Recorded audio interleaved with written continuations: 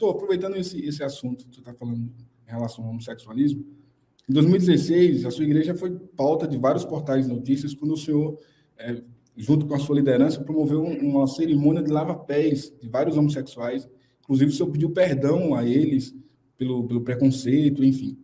E hoje, exatamente amanhã, melhor dizendo, sexta-feira, dia 17, o cantor gospel Leonardo Gonçalves vai se apresentar em uma igreja, na igreja da pastora Lana Roder, na igreja inclusiva. Essa semana, uma outra cantora gospel, a Bruna Carla, disse que jamais cantaria em uma igreja inclusiva para homossexuais. Eu não vou perguntar para o senhor quem está certo ou quem está errado, não vou perguntar isso. Mas como que alguém que lavou os pés de homossexuais, que pediu perdão a eles, enxerga essa polarização, esses dois extremos dentro da música gospel contemporânea? Ok. Mexeu comigo, irmão, quando um teólogo, mesmo sendo teólogo, eu não fiz uma hermenêutica daquela situação de Jesus vir à banca dos mercadores. E eu vi uma pregação de um teólogo que ele debruçou o texto em toda a hermenêutica, né, em toda a ferramenta interpretativa do tempo histórico que Jesus cirou ali. O Deus de amor cirou. Então, o que aconteceu? O profeta Isaías tinha profetizado em seu livro que a casa do Senhor seria chamada casa de oração para todos os povos, porque essa é a frase que Jesus usa quando fica violento e vira a banca dos mercadores. Vocês não leram o que está escrito? A casa do meu pai será chamada casa de oração para todos os povos. E Jesus, quando usa a palavra povos, é a palavra gentilidade, ou seja, aquele que não é hebreu, aquele que não é judeu. O templo era dividido em pátios, o pátio dos homens, das mulheres, o pátio dos sacerdotes, o pátio de Israel e a parte externa do templo, que era um tipo de calçada onde os gentios ficavam. Aqueles que não eram judeus não podiam entrar na casa do Senhor, não podiam entrar no templo de Israel. Tinham que, mesmo sendo circuncidado, ele não era naturalmente um judeu. Então, ele não podia entrar, ele tinha que adorar da parte de fora. Quando Jesus, como judeu, vai para o templo adorar, o comércio do judeu, vendendo animais para o sacrifício, era feito no pátio dos gentios. Então, a ira de Jesus contra o comércio não é apenas sobre o comércio, é sobre alienação social, exclusão. Olha, o gentio não pode entrar para o culto, e o que sobrou para eles é a calçada, e até a calçada vocês roubam. Então, quando eu ouvi essa pregação, cara, mexeu demais comigo, porque havia, há 6 anos atrás, um muro muito grande do diálogo. Então, podemos afirmar que é pecado, mas a gente não dialogava. Como que a gente vai transformar a vida de quem não amamos? Como a gente vai doutrinar quem não foi impactado pelo amor? Primeiro se oferece o amor, depois a doutrina. E a igreja quer empurrar primeiro a doutrina para depois falar de amor. E baseado nisso, eu fiz o culto de lava-pés para pedir perdão pela inimizade, pela distância do diálogo, né? Obviamente que para mim foi o início ali do meu envolvimento, discipulado de homossexuais. Talvez eu me neguei a falar tudo no início que a doutrina me requeria, porque eu estava num laboratório de amor, me entendendo o contexto e tal, não querendo relativizar, mas também querendo amar a vida dessas pessoas. Alguns entenderam, alguns não, muita coisa deu certo, muita coisa deu errado. Para chegar aqui nesse momento, Bruna Carla está certa, Lana Rory está certo, Leonardo Gonçalves está certo. O Leonardo Gonçalves, para mim, é um abutre, porque assim, a mamata do gospel fechou para ele. Desde que a mamata do gospel fechou para ele, porque o dinheiro da igreja é o dinheiro mais fácil do mundo. Cantores ficaram ricos, pastores também, porque o dinheiro da igreja, o dinheiro da religião evangélica é o dinheiro mais fácil que se pode ganhar. Tem um vídeo meu no YouTube, Por que desistir do gospel? Eu sou o mais fraco dos irmãos. E eu conseguia mobilizar de oferta, venda de livro, 100 mil a 150 mil reais por mês. Graças a Deus que eu não tenho nem 10 mil reais mais desse dinheiro na minha conta. Coloquei tudo no social. Mas esses caras não vão desistir. Esses caras querem tudo. Esses caras querem sugar a noiva até ela virar um cadáver. Então, o gospel se fechou para o Leonardo. E agora ele tem que refazer o ganho dele, sabe? Ele tem que refazer o ganho. Então, ele é um abutre. A porta que fechar, ele vai entrar, ok? E ele, tantos outros, relativizou a doutrina. Agora eles querem um Deus de amor, como se esse Deus de amor tivesse destituído de doutrina. O amor de Cristo é um amor doutrinal. Aquele que me ama é aquele que obedece os meus mandamentos. Então não tem amor emocionado no Evangelho. O amor de Cristo é um amor que doutrina. Sabe? Onde tudo é tolerado, nada é amado. Onde tudo é tolerado, eu suspeito que não haja amor. Porque onde há amor, há doutrina. Ninguém cria filhos com sim. A gente diz 90 sim, nãos para os nossos filhos e 10 sims. Deus não vai criar a gente numa gospelândia. Olha, faça o que você quiser, ok?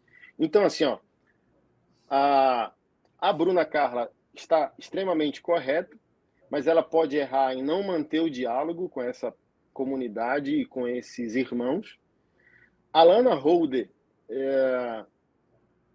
ela está anestesiada por Romanos 11:29, o dom e o chamado de Deus são irrevogáveis. Eu já senti a presença de Deus. Eu não conhecia ela. A minha esposa colocou uma pregação dela há 5 anos atrás, que mandaram para ela. Olha, o pastor falou que não conhece a pastora que é casada com outra mulher. Coloca aí, manda aí. Tô mandando para ele ouvir. Aí eu estava lavando louça lá em casa e minha esposa, eu falei, coloca aí para tocar, vou lavando louça e vou ouvindo. 10, 15 minutos depois, eu já estava chorando, envolvido pelo Espírito Santo. Eu entrei em crise, dizendo, meu Deus do céu, o que está acontecendo? Como assim? Eu estou chorando, sentindo o Espírito Santo, ouvindo uma mulher que é casada com outra. E na hora, cara, o Espírito Santo foi claro comigo, Romanos 11:29. O chamado, o dom e o chamado de Deus são irrevogáveis, são sem arrependimento. Anderson, você é pastor e toma esses dons. Não paga agora, só paga quando a gente se encontrar na porta estreita. Neil, tome. Lana Holder, aqui. Marco Feliciano, sua parte. Abílio Santana, aqui. E a gente vai desviando, pecando, traindo, adulterando, mentindo, virando homossexual, e a unção não se aparta. E o crescimento, ele não para. A igreja do Javi Passamani, como eu disse, responde a crime sexual. A igreja dele cresceu 3 vezes mais. Então, assim, ó, eu acho que quando a gente não quer se arrepender no primeiro andar, Deus deixa a gente subir até o 20º, sabe? Existem juízos de Deus que se expressam por meio do crescimento e não da escassez. Deus não vai fechar a porta, Deus vai abrir todas as portas. Pode ir, cresça, que a igreja encha. No final, você vai ver o tamanho do boleto que você vai ter que pagar. Então, e por outro lado, eu também acho que efeito Lana Holder, igrejas inclusivas, tem a 3 quilômetros da minha casa tem uma igreja gay de 2 homens casados. Não é da Lana Holder, é outra congregação. Eles também são resultado da religiosidade, da alienação, da falta de diálogo, da falta de compreensão que existiu no passado. Vou te dar um exemplo. O radicalismo dos pastores no passado dizia que alguém gay convertido tinha que deixar de ter desejo homossexual. Isso é uma mentira. Eu sou heterossexual, estou casado, e o desejo pelo pecado, ele não acaba, ele é controlado pela atuação da palavra e do Espírito Santo. Então, se eu der vazão à minha natureza pecaminosa e adâmica, eu vou virar um maluco igual esses aí que eu enfrento e critico. Então, eu luto para que a palavra e o Espírito Santo me dominem, mas o desejo, o impulso, não morreram. Então, assim, ó, continuo gostando de mulher. Estou lutando para ser esposo de uma só mulher até o dia da minha morte ou o dia da vinda do Senhor. Então, um gay convertido, ele não tem seu instinto morto. Alguns conseguem, e glória a Deus, alguns conseguem até casar, ter filhos e esquecerem que um dia viver esse pecado. Tem outros que não. Tem outros que o espinho na carne, o calcanhar de Aquiles vai ficar lá. Então, assim, ó, essas pessoas também saíram da igreja por causa da pressão da religiosidade, o trejeito. A gente tem um Claudinho, um irmão nosso, foi homossexual parte da vida dele, hoje está do Rio de Janeiro, Nova Friburgo, casado, bem casado, acabou de ter um filho esse ano, e, cara, criticavam ele pelo trejeito dele, sabe? E ele expansivo, brincalhão, carismático. O cara fazia até tratamento com fonoaudiólogo para mudar o tom de voz, porque falava, ó, você tá convertido, ainda fala como gay, não sei o quê. Cara, e conversão não é estereotipia. Um gay convertido não tem que virar um machão bolsonarista, coçando o saco, com a arma na cintura, gostar de UFC. Conversa é essa.